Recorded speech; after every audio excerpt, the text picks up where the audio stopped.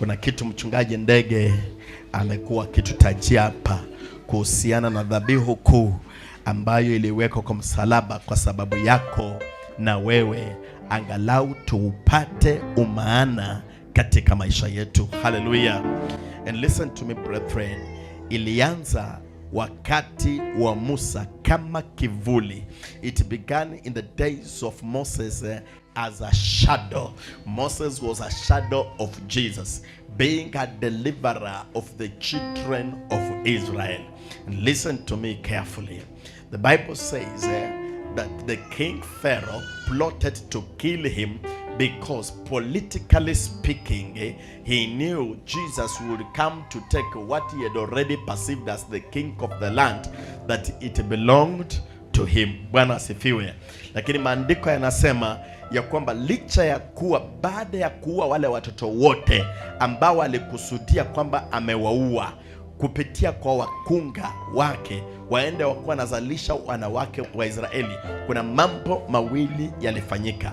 Jambo la kwanza, wale wanawake wa Misri walikuwa naenda na kumpea ripoti ya kwamba wale wamama wa Hebrania wa Kiisraeli ni wamama wa ajabu, ya kwamba kabla tuwafikie tunapewa ripoti ya kwamba kweli wanataka kujifungua na tunaenda mpio ipasavyo, lakini kabla tuwafikie huwa tunawapata wakinyonyesha watoto wao wenyewe. Bwana sifiwe. Na kuombea neema tu ya kiungu katika jina la Yesu Kristo. Whatever the devil is fighting or looking for in your life to frustrate your glory, by the time he thinks he's laying his evil hand on it, afike when God has already established you in the name of Jesus. Pokeeni neema ya mwanamke Mwebrania katika jina la Yesu Kristo. It will surely work out. Kuna jambo la pili ambalo lilifanyika pia. Baada ya Farao kuwaua wale watoto wote, he came to realize he is the very person again raising the very person he wanted to kill. Mtu hajanisikia? Alijipata akilea yule mtu ambaye alitaka kuua na anafikiria kwamba alimuua. Mungu ni mwaminifu tu ya kwamba he is turning you into a tree of life in this family of polygamy, kwamba hii nyumba imeroga hii nyumba ingine isipate kupenya na kufaulu, lakini kwa sababu ya kazi njema Kristo amefanya katika msalaba wa Kalvari, yale ambayo wanabandika katika njia yako upate kuruka yanafanyika kuwa ya mbolea na kutukuza hatua za maisha yako katika jina la Yesu. I pray for you again, you shall not be consumed. You shall be favored before the eyes of your enemies, even as you are favored before heavens. Hallelujah. Farao akapata ya kwamba he was the one raising whatever he wanted to kill. Kuna jambo lilifanyika pia. Vita havikuishia hapo. Bwana Yesu asifiwe. Wakati Yesu amezaliwa into the reality of life, the yesterday repeated itself in a manner that wakati ambapo Herode mfalme ambaye pia tunaweza sema ni mwakilishi wa Farao, pia wakati Yesu anazaliwa na akapewa ripoti ya kwamba kuna mfalme amezaliwa katika mji wa Wayahudi, ikampiga moyo na akashtuka, maana alihisi he is challenged politically. Hivyo basi akapanga mbinu na njia za kumuua Yesu. Maandiko yanasema ya kwamba Yusufu, malaika alipomfunulia haya pamoja na mke wake, wakachukua mtoto wakahepesha. Bwana akuhepeshe kutoka katika madhabahu mabaya. Bwana akuhepeshe kutoka kazi ya kutumiwa vibaya. Bwana akuhepeshe. And the yesterday repeated itself. Maandiko yanasema walipohepa na mtoto wakaenda again Misri. Kule Musa alikuwa tu tena, wakaenda kule. How I repeat it, with the kind of the grace that I'm carrying, even the land of the enemy shall prosper me whether it likes it or not. Mchanga wa adui utanifanikisha. Matamko maandiko ya mama wa kambo, wale ambao hawana hofu ya Mungu, Bwana anageuza hayo maneno yanafanyika kuwa ya faida na baraka katika maisha yangu.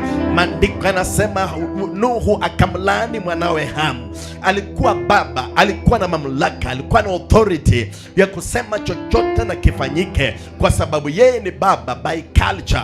He is also baba katika kiroho, lakini maandiko yakakataa, mbingu zikakataa, zikasema licha ya kuwa wewe ni baba na unaweza mlaani, tayari ushamlaani.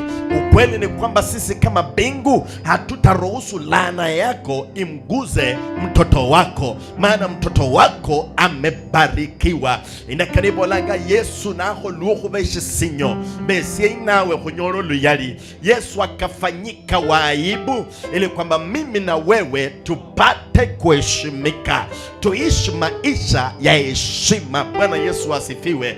I wish you learned the word crucifixion in Kiluya. In Kiluya simply means okubamba. Okubamba means unatoa mtu ama kitu, nguo zote, unaanika uchi wake kwa msalaba mbele ya watu kijiji kizima kipate kuonekana. Hiyo underwear ya Kiyahudi mnaonanga wamefunika Yesu kwa ule msalaba wa mbao hapo. That was just an acting. The reason inaitwa he became shame. Alifanyika aibu, sisi tuondokewe na nini? Na aibu, tupate ku approach the throne of mercy, the throne of grace with confidence. Hallelujah. Ni kwa sababu uchi wa Yesu uliwekwa wazi, watu hakuna kitu alifunikwa. Msidanganyike, alikuwa uchi wakati ambapo alisulubishwa. Vita havijaishia hapo, wametoroka baadaye wakarudi. Nisikilize tena, hawakukuwa na problem, alikuwa na hudumu here and there. Wazee wakampenda, waandishi wazee wa hekalu wakampenda, makuhani wakapenda jinsi ambavyo alikuwa anafanya kazi ya Mungu. Isipokuwa maandiko yanasema ikafika wakati ambao sasa anataka kuweka msingi wa huduma wake. When he was 30 years, the Bible says Yesu akapanda katika madhabahu na akasoma maandiko ambayo Wayahudi na wazee wa dini walikuwa wanajua hakuna mwingine anayepaswa kuyasoma hayo maandiko isipokuwa Masihi peke yake. Hallelujah. The Spirit of the Lord is upon me, for he has anointed and appointed me to speak good tidings to the poor, to set the captives free. Yani alisoma kitu ambacho none of them, kulingana na sheria ya kitheolojia, hakuna yeyote alipaswa kuyasoma hayo maandiko, maana yalikuwa yameachiwa nani? Masihi, ambayo hawakutaka kumkiri ya kwamba yeye ni nani? Ni Masihi. Maandiko yanasema baada ya kusoma hayo maandiko, Yesu akapatiana ufunuo. Vita vilianza wakati ambapo alipeana ufunuo. I repeat it again. Hakuna shetani, kitu kingine shetani anapinga katika maisha yako. Hapingi magari, hapingi nyumba nzuri, hapingi kazi nzuri, anapinga ufunuo. Shetani hana problem na wewe kukuja ama kutokuja kanisani. Anang'ang'ana na swala ya kwamba huyu mtu akienda katika kanisa ambalo liko na ufunuo atapevuka, ataanza kusaidika, ataanza kutembea katika utimamu wa mawazo, ataanza kupenya. How I pray in the name of Jesus right now, even as he is resurrected, may you receive the revelation. And let this revelation give you relevance in life. May you start making sense in life again. Because this resurrection, let me come there again. Bwana sifiwe. Maandiko yanasema wazee wa dini wakamchukua, wakaenda wakamsimamisha at a cliff of a mountain, wapate kumtupa aanguke chini asahaulike. But the Bible says the heavens refused to allow it. Yesu akapotea katikati mwao. They were not able to see him. And again I repeat, the devil lost it. Blessed be the name of Jesus. The devil lost it. He is losing again. Yesu alipotoka hapo, Bwana sifiwe, mambo yakafanyika mengi. Shetani akafikiria huyu sasa wanapoenda fasting, njia ya kipekee ni kutesa ama kuangaisha mwili wake ili apate kukubaliana na yale masharti nitakayompea, because lengo langu ni kwamba huu utukufu ukapate kumwondokea. Mtu wa Mungu amesema hapa kwa madhabahu asubuhi, shetani hana lake na shetani hajui chochote. Alikuwa anajua wakati alikuwa ako connected na the source of supply of revelation, lakini wakati alipotoka mbinguni, he is operating on a yesterday's glory. And also number 2, anakujanga, anakukaribia, anasoma mawazo yako na mambo ambayo yanatoka katika mdomo wako, then he manipulates it. He comes with alternative answers and you think God has answered. Yesu akamwambia shetani, maana anajua silver and gold is mine. Hallelujah. Shetani alikuwa amemwambia, ukiniabudu nitakupa hivi vyote, maana nimepewa mimi. Na Yesu anajua hakuna kitu shetani amepewa. And again the devil lost it. Maana Yesu amesema, na mwanaume ama mwanadamu hataishi kwa mkate peke yake. And again the devil lost it.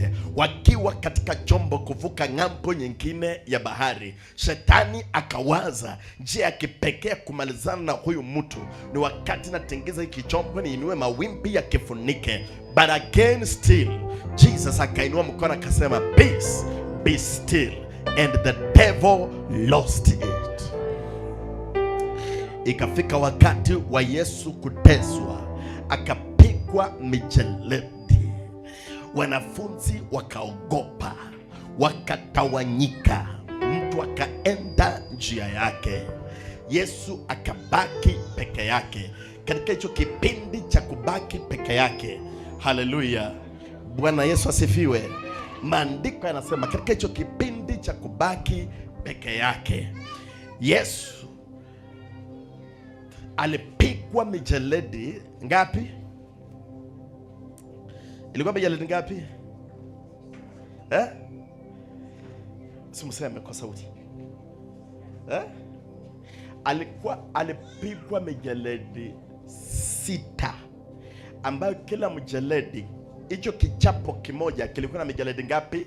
6, na akapigwa mara 6. So 6 times 6 is equals to 36. Mnanisikia? Na kila mjeledi ulikuwa na huku. Nataka ujue nani yanakutetea. Nataka ujue ni damu gani hiyo unadili nayo. Kila mjeledi uko na huku, zimefungwa kwa kijiti kimoja na zikatokeleza. Hii ndio kijiti, huku zimetokeleza zikiwa ngapi? 6. Na kila mjeledi uko na huku. So wakipiga mara moja, pa, inagwama kwa nyama, alafu anavuruta, inatoka na manyama na damu inaruka. Want you to know the blood you are dealing with. Na wajui wanapiga wapi. Na nimeanza kwa kukwambia Yesu yavambua. And the word of vamba sio kufanya hivi. Ni kuanika uchi wa kitu into the public.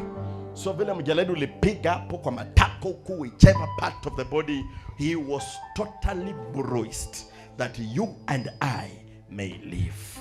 Bwana sifiwe. So shetani akajua wakati wanafunzi wa Yesu wametawanyika, he has won it. Yesu akakufa msalabani, akazikwa. Sunday asubuhi akapata kufufuka. Listen to me. The devil, wakati Yesu anazikwa, walienda wakaroll jiwe kubwa sana katika entrance ya lile kaburi. Nataka mnisikilize. Hakuna kaburi lingine walienda kuwekelea jiwe kubwa kama hilo kaburi ambamo Yesu alikuwa amezikwa. Because the idea of the devil haikukuwa kifo cha Yesu, ilikuwa hawa wanafunzi wajue ya kwamba huyu mtu anaishi. Akina Petero walipoona jiwe limefungika pale, aliwezi sukumwa na chochote, wakashtuka. Wakasema, hapa there is no hope that life can be here again. Bwana asifiwe. Listen to what is happening. Yesu alipofufuka, kwanza number 1, wakienda kupaka mwili wake mafuta. Wale wamama walipofika kule wakapata mwili hauko, lakini Yesu akawatokelezea in reality, akawaambia niko hai. Walipeleka ripoti, ndio wakakataliwa kuaminika kwa sababu ya kitu kinaitwa male chauvinism ama taasubi ya kiume.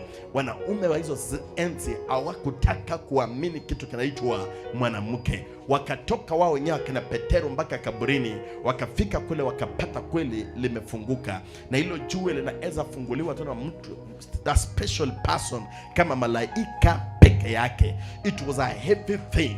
The devil was proud ya kwamba amemmaliza Yesu.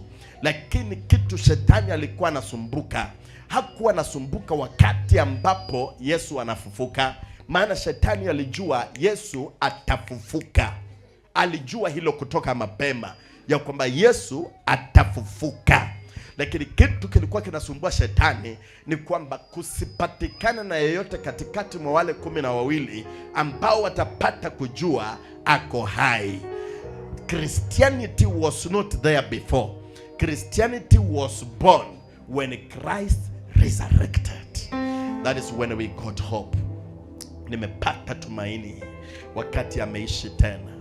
Kifo hakikuwa na uzito, kupigwa kwake hakukuwa na uzito kwangu.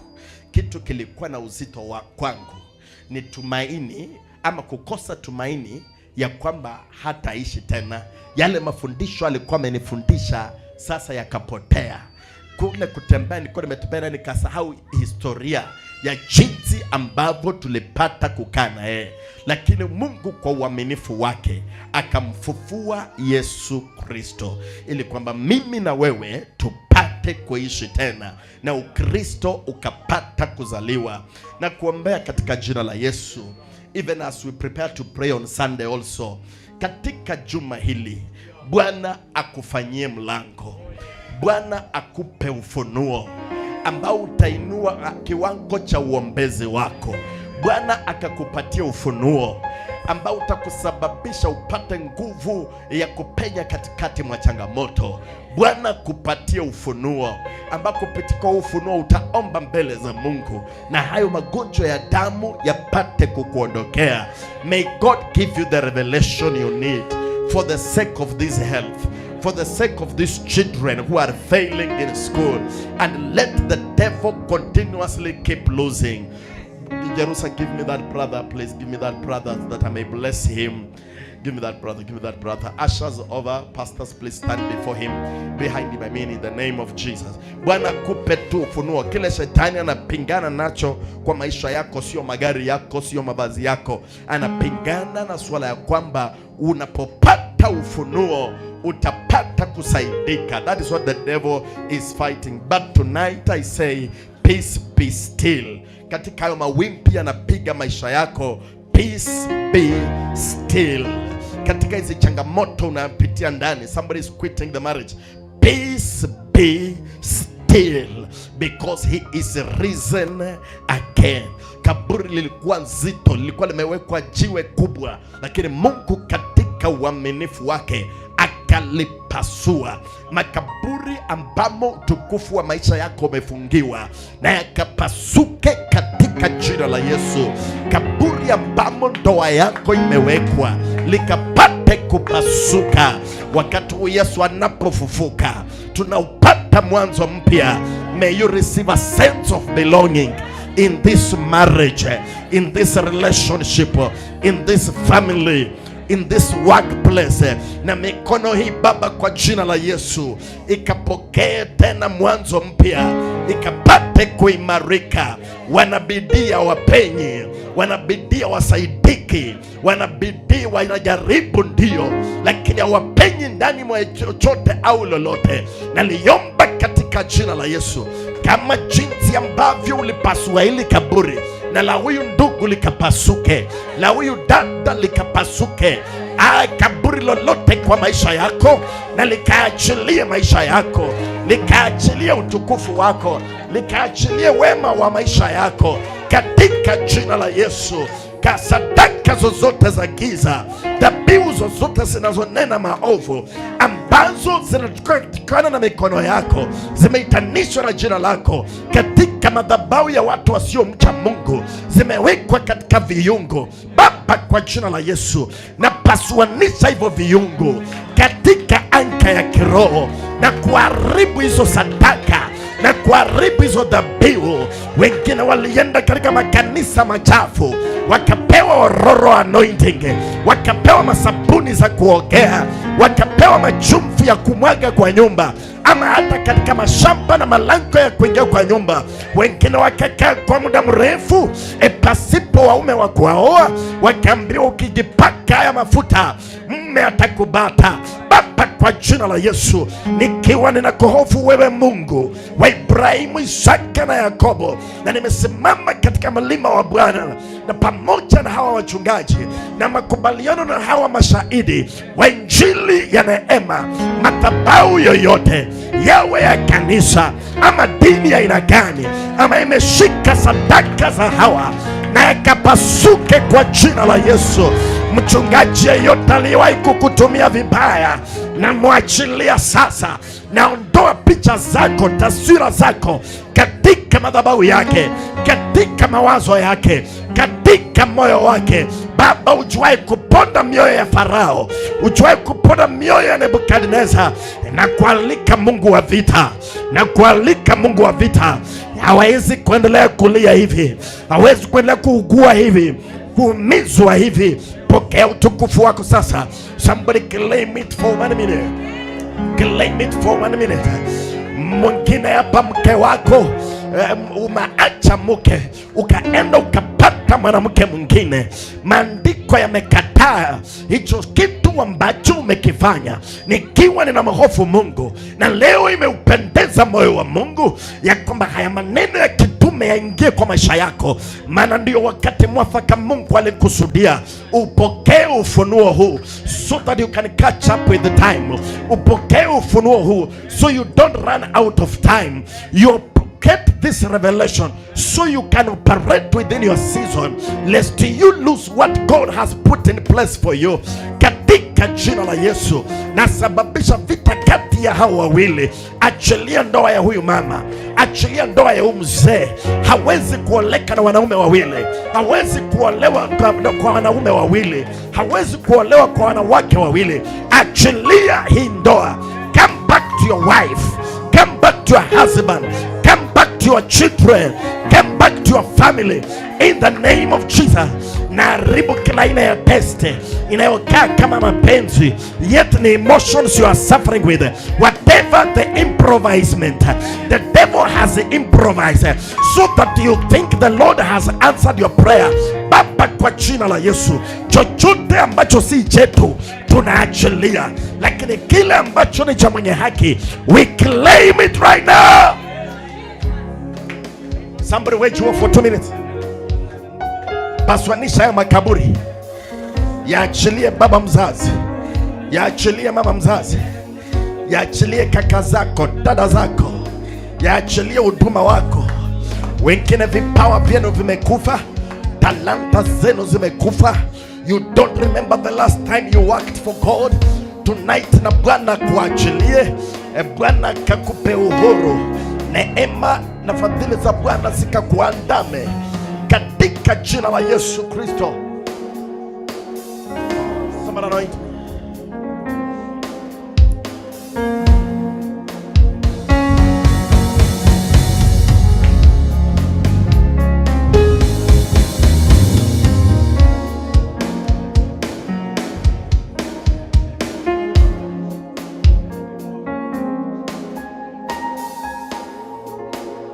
Niko mbele zako Bwana wa mabwana, nahitaji neema yako Bwana wa mabwana.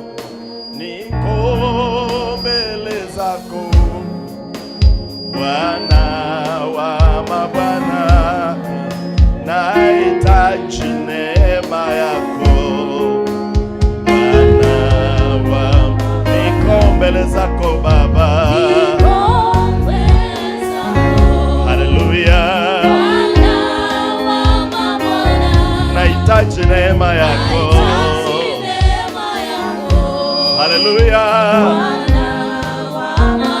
Bwana wa mabwana, niko mbele zako.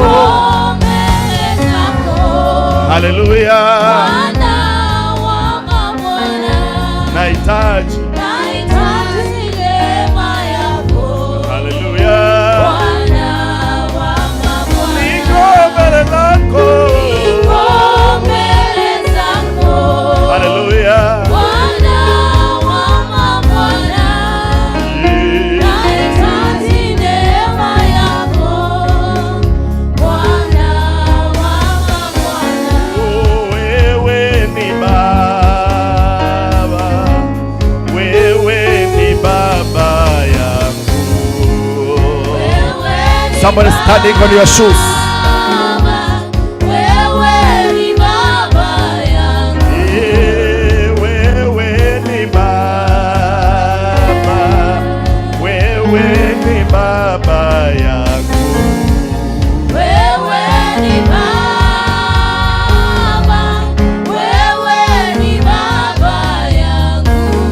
Wewe ni Baba kwa yatima, wewe ni Baba yangu. Wewe ni Baba, wewe ni Baba yangu. God of all flesh, you are faithful. You are faithful.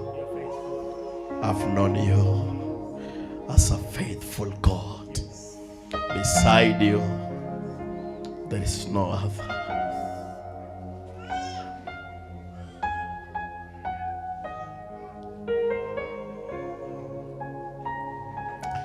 Your father has discovered himself. He has come to a place he belongs, which is your mother's house. And it is well with him now. However, he may not be with you for long.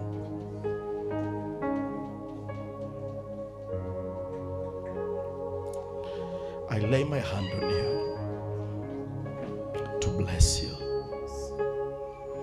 As I lay my hand on you, I attract the relevance of the work of cross over your life now. May every manner of wickedness, as a result of the kind of painful experiences you have collected in your life, be taken away. May experience the love of God, for God has forgiven you and loved you. Abba Father, do unto him what you do with the children of men when you get pleased with them. It can't continue like this, because God, if it continues like this, is running out of time. If it continues like this, it becomes late. If it continues like this, he can't catch up with anything he can call his own. By the anointing of the Holy Spirit, I break the yoke of the evil one. They shall not see you. I revert their curses and the evil intention against the face of your life.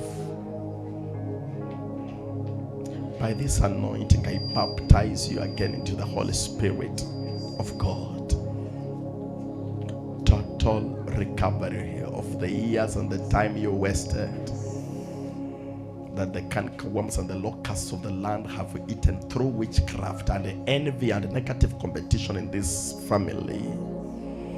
Baba, katika jina la Yesu, chochote cha utukufu wa maisha haya ambacho kilichukuliwa na mwanamke na mwanaume wenye nguvu wanaosimamia anga ya kiroho ya kishetani katika nyumba hii, na kiregesha. I bring it back. I bring it back for you. Take your position now. Walk boldly. Approach the throne of God with confidence. For the Lord has shown you mercy. The Lord has worked it out for you. Give me your sacrifice.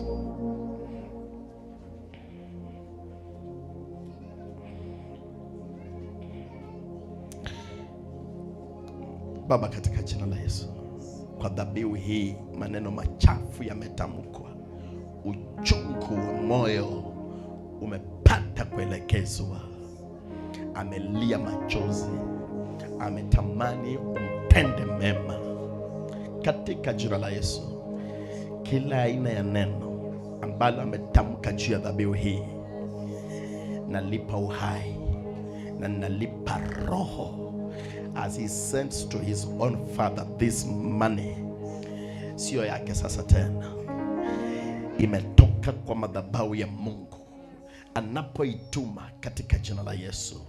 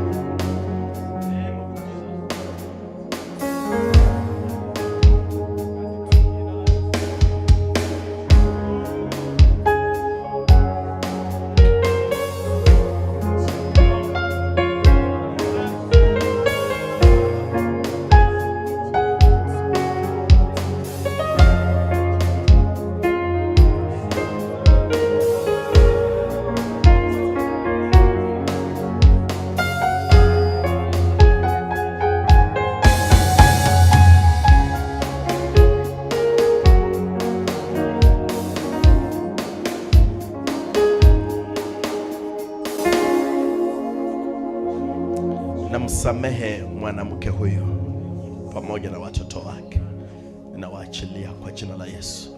Ila Baba, naomba utukufu wa nyumba hii ukapate kurejea, mwamuko mpya, ushindi mwingine. Maandiko yanasema Yakobo akashindwa kuwabariki watoto wake kwa sababu namba 1, wale watoto alikusudia kuwabariki aliamini wamekufa kwa vile walikuwa wameondolewa. Yusufu alipokuja na watoto wake ambao ni wajukuu wa Yakobo, maandiko yanasema Yakobo akashindwa kumbariki mtoto wake Yusufu kwa vile Yusufu alikuwa ashakuwa technically by the grace of God. Badala yake akampatia watoto wake ambao ni Efraim na Manase, wale alizaa akiwa Misri. Akawatamkia baraka ya mzazi, sio baraka ya babu. Baraka ambayo Yakobo alitamkia juu ya Efraimu na Manase ni baraka inaitwa fatherly blessing, sio grandpa blessing. So meaning kama aliwatamkia baraka Efraimu na Manase, ile baraka inamaanisha ya kwamba they stopped being his grandchildren and they became his sons. Tonight, in the name of Jesus, I honor you by the grace of God as a son in this house. And I do what the word of the Lord says in Numbers 6:27. Na hawa wazazi nimejiinulia, watawaleta hawa watoto, wanyooshe mikono yao juu yao na kisha watamke baraka. Na mimi Mungu, I will take control. Mungu wa Ibrahimu, Isaka na Yakobo, take over this life now. Muonyeshe unavyofanyanga mwanadamu wakati umemuongoza. Unamsaidianga mwanadamu wakati unamuongoza. Unamtenka na kucheleweshwa na kupitwa na wakati ambapo unamuongoza. Haujawahi ongoza mtu akachelewa ama akashindwa. Watu wote uliongoza walipenya. Na tamka kwa dhabihu hii tena, inapotumwa kwa baba mzazi, heri, wema na fadhili za Bwana zikaandame uso wa maisha yako. pokea mwamuko mpya. And let it be known by the heavens and the earth that today somebody was blessed on the face of the earth, and it was you. Receive your miracle in Jesus' name. Put that money in your M-Pesa and send it to your father. God bless you. Mungu, wewe ni mwaminifu.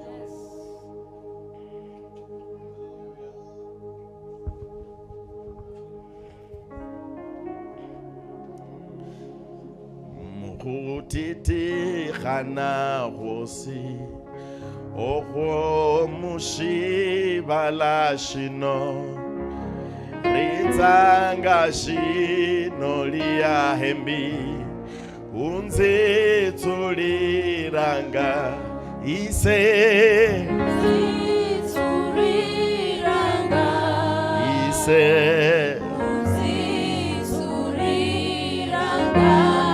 Ritangashi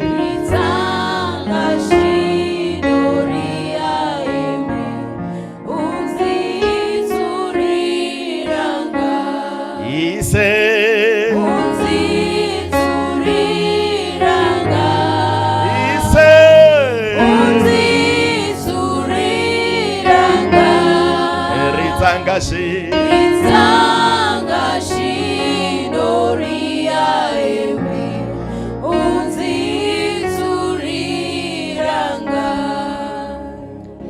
My son, the Lord is doing you well. But this time, even as God is restoring you, God is calling for responsibility and accountability towards your life. You know what I mean. You know what the Lord means when he says that. This time, God is calling for responsibility. He has restored you. You've been through it. Your own people have confirmed to you that you are a black sheep at workplace, in the neighborhood. Meranaranda peke yako. Bwana anakuregeshea utukufu. But even as the Lord is restoring you, He's calling for one thing: responsibility. I don't want to speak of it, but you know what I mean. God is calling for responsibility. Baba, katika jina la Yesu, wewe ni Mungu wa wote wenye mwili. Mungu baba ya watoto wa watu.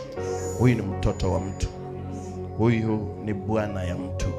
Huyu ni baba ya mtu. Na muinua mbele zako kama mwanangu katika vitu vya Mungu, kwa neema ya Mungu, kwa makubaliano na hawa wachungaji, mbele za hawa washahidi wa injili ya neema ya kwamba Kristo amefufuka. Wa Kristo tumezaliwa tena. As we celebrate this birthday, show him a sign that you love him. As we celebrate the birthday of the church, show him a sign this week that you love him. Glorify these hands. Somebody anoint my hands.